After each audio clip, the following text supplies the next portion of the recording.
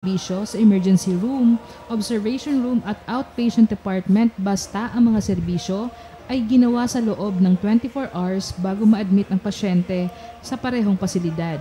Hindi sakop ng NBB ang mga serbisyo pagkatapos ng admission. Alright. So, sakop daw po ba ng New Balance Billing Policy, No Balance Billing Policy, ang serbisyo ng doktor at iba pang mga profesional? Ayan. Opo. Dahil dito, bawal maningil ang mga doktor sa mga pasyente na sakop ng polisi ng NBB kung ang pasyente ay na-admit sa service o PhilHealth bed. Kapag ang pasyente ay na-admit sa ward o hindi pribadong kwarto, automatic na mag-a-apply ang NBB or no balance billing kahit na pribado o swelduhan ang doktor na tumitingin sa kanya. Maaari lamang sumingil ang doktor sa pasyenteng sakop ng pulisiya ng NBB kung ito ay na-admit sa isang pribadong kwarto. Yeah. So, ayan. Very clear po yan. At nasasakop din daw po ba ng No Balance Billing Policy ang mga pribadong pasilidad na pangkalusugan? Ayan. Ang sumusunod na accredited private health facilities ay sakop ng NBB policy.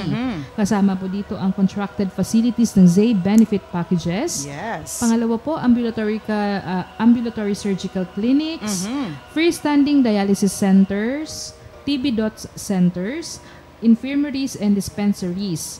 Para sa ibang private health facilities, maaari nang masakop ng no balance billing or NBB policy ng PhilHealth kung ang mga ito ay accredited ng PhilHealth at may kasunduan or MOA sa PhilHealth para sa pagpapatupad ng NBB.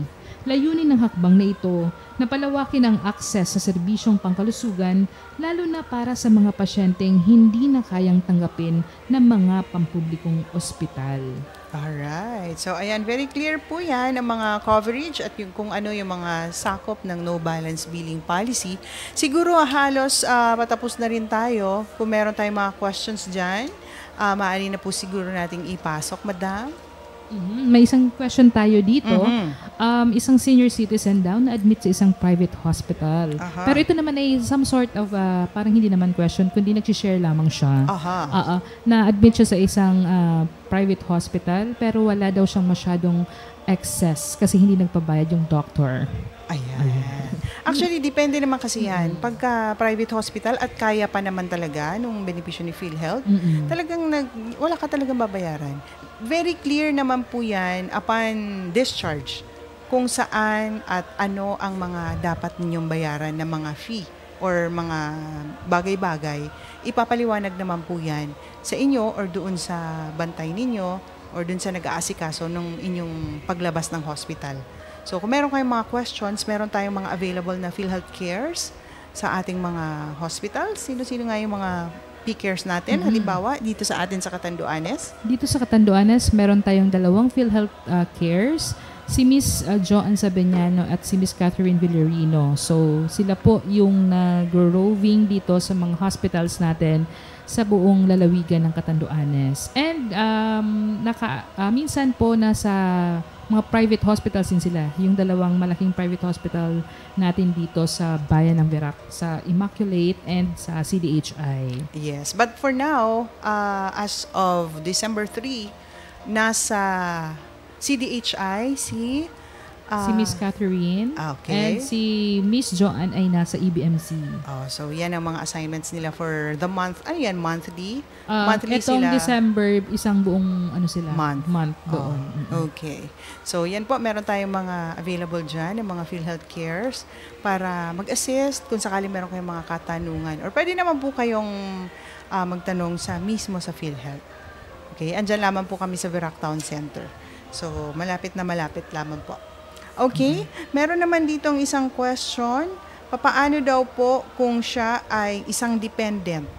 Pwede daw po bang maka-avail ng no balance billing policy? Hindi siya primary member, dependent siya ng kanyang parent. Pwede daw po ba yun? Yes under po. NBB? Sinagot agad. Yes po, pwede po. Ang mga primary members at ang kanyang mga dependents ay pwede pong makapag-avail ng no balance billing basta po sila ay na-confine or na-admit sa isang basic ward accommodation at hindi po sila kumuha ng pribadong kwarto. Yes. So, hindi po natin tinitingnan kung primary member ka or dependent. Pagdating po sa NBB, basta po kayo ay PhilHealth member, be it as a dependent or as a primary member, pwede po kayo under no balance billing. So doon na lang po tayo iba-iba dyan, doon sa pipiliin ninyong accommodation at doon sa services ng ating mga professionals. Okay? So, siguro kung meron pang mga questions dyan, isingitan natin. Wala na At kung wala naman na, siguro mag-final message na tayo kasi halos patapos na naman tayo. Ayan. Oo. So, bago tayo mag-final message, meron po tayong Yakap Caravan na nangyayari dyan sa Barangay Buhi sa San Miguel. So, yung mga kalapit barangay dyan sa Barangay Buhi, i-take advantage na po natin itong Yakap Caravan na nangyayari dyan. And bukas, nasa Barangay Katipunan po yata sila. Oo, sa San Miguel. Opo. So, ngayon po, kung meron mang kayong kakilala or mga kapamilya dyan sa Barangay Buhi, i-take advantage na po ang oras na ito kasi nandyan ang PhilHealth Caravan, Yakap Caravan sa Buhi. Kasama po dyan ang buong puwersa ng RHU San Miguel, ng LGU San Miguel at ng PhilHealth. Actually, baliktad pala. Bakit? Ngayon pala, Katipunan. Bukas Katipunan. yung Barangay Buhi. Okay. Ayan. So, clear po yan. Barangay Katipunan po today. Nangyari po dyan yung Yakap Caravan. Ongoing po ang Yakap Caravan dyan. And bukas po sa Barangay Buhi. Yes. Ayan.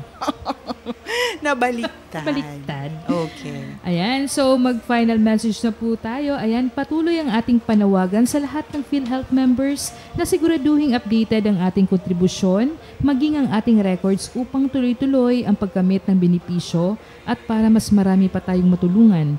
Walang bayad ang pagkuha ng PhilHealth ID at Member Data Record or MDR. Mag-ingat sa mga kumakalat na online fixers na nag-aalok ng serbisyo ng PhilHealth. Bukas ang regional office at ang aming mga local health insurance offices na matatagpuan sa Albay, Camarines Sur, Camarines Norte, Catanduanes, Masbate at Sorsogon, Lunes hanggang Biyernes alas 8 hanggang alas 5 ng hapon. Kung kayo po ay may mga katanungan, ipadala lamang po sa aming Facebook page, PhilHealth Regional Office 5, Bicol Region, o tumawag sa 24/7 PhilHealth Action Center 8441-7442. Alright. So, maraming salamat. Sa PhilHealth Regional Office 5, layunin po namin ang PhilHealth na mabilis, patas at mapagkakatiwalaan. Sa ngalan ng aming Regional Vice President na si Sir Alberto C. Manduriao, kami po ay nagpapasalamat sa inyong suporta sa National Health Insurance Program. And of course, sa ngalan po ng buong personal ng Team PhilHealth at ang aming hepe dito sa Vera Catanduanes, Ms. Zai Romero. And sa ngalan po ng ating co-host at nakasakasama ngayon na si Ms. Tessa, ako naman po si Ms. Leonie Austero, ang inyong lingkod. Magkita-kita tayong muli, hopefully bukas at sa Biyernes para sa isa na namang special edition ng Alagang PhilHealth. Maraming salamat po and happy lunchtime to everyone. Bye!